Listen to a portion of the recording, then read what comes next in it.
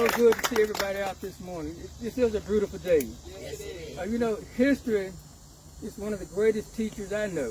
Yes. Yes. History has many examples of something good, something bad. We can either learn from those good examples, or we can just repeat them. History is very important. We should always remember history and learn from it. We cannot control what happened before we were born. That's history. But from this day forward, we do have some control over that. We should try to make the best of that. This is a very important day in the history of the state of Mississippi.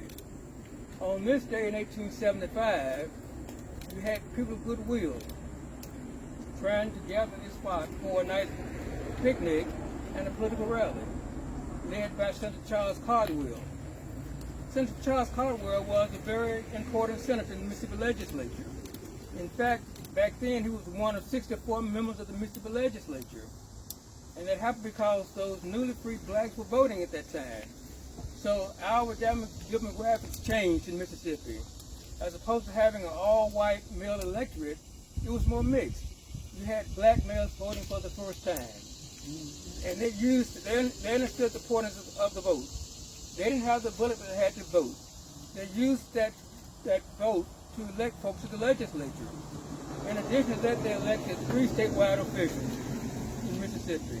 So we were a trendsetter because they understood the power of the vote.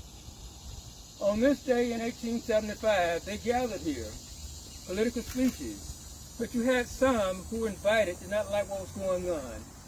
They saw that other folks were exercising power for the first time, and that didn't sit with them well. But Charles Caldwell wanted a very peaceful assembly of people enjoying themselves, celebrating their new freedom, celebrating those who were elected, and also making plans for the next election. But you had a group who didn't like that, so they came to disrupt that assembly, that picnic. You had militia members, folks from Raymond coming in, who belonged to the Democratic Party. They didn't like the fact that the party of Lincoln was popular at the time in this area, the Republican Party. Charles Caldwell was the leader of that party. So what they did, they decided to stop that progress that was being made. They said that we can't have this going on because we're no longer in control. We have to share power with others. So that's why they had that massacre. It was not a riot. It started out as a peaceful assembly. But because of outsiders coming in, it became a massacre. They shot and killed between 30 and 50 people. And the following days, they went to home, shooting and killing black people, black males. Because they didn't want black males to vote because they knew that they would have to share power with the newly enfranchised black males. So that's why that riot took place. We can't forget our history. We can't learn from that event that happened in 1875. The Mississippi legislature decided to address that. My favorite colleague, Representative Summers, introduced a resolution on the House side, trying to get our House members to recognize what occurred back in 1875, so we can build on that. But as opposed to passing a House resolution that would commemorate this great day, they focused on anti-DEI legislation that passed. They focused on passing a critical race theory bill that passed. But they didn't have the foresight or the courage to pass a resolution that would commemorate this very historic day in the Senate.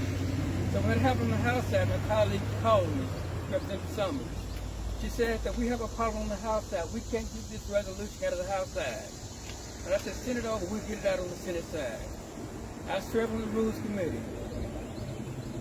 We have a supermajority of Republicans on the Senate side and the House side, but you have to make your numbers count.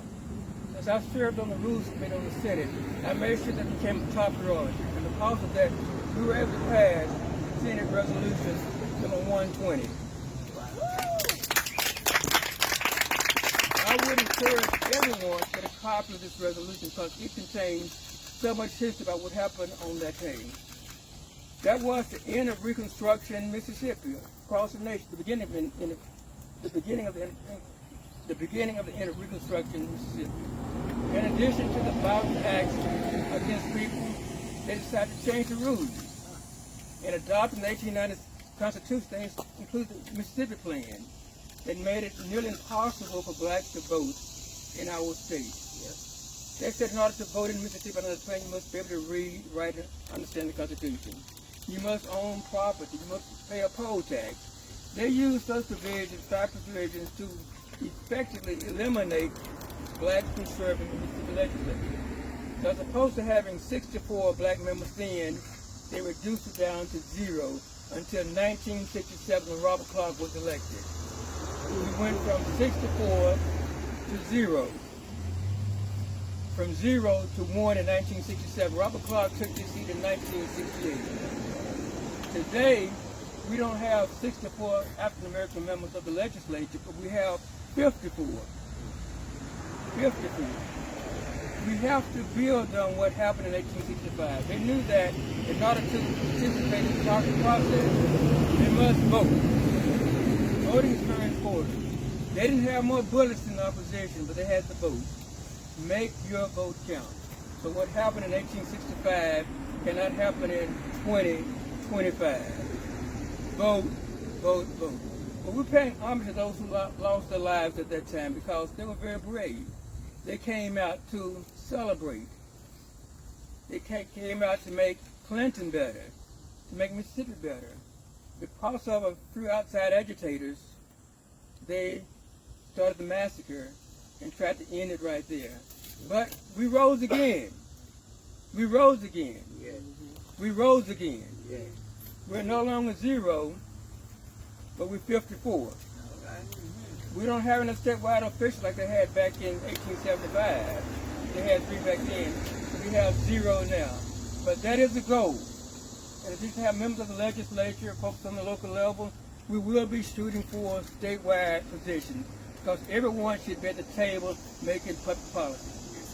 I'd like to thank you all for coming out and encourage you to get a copy of this proclamation, resolution. You can get it by going to our Senate website, legislative website, and type in Senate Resolution number 120.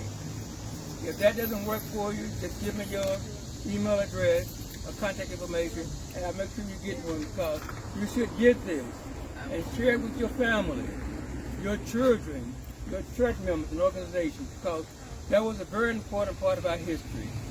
If we can't learn from what happened then, we're bound to repeat it, not only on the local level but also on the national level. But I can say that if we exercise our right to vote, we won't go back again. Vote, vote, vote. Thanks for being out.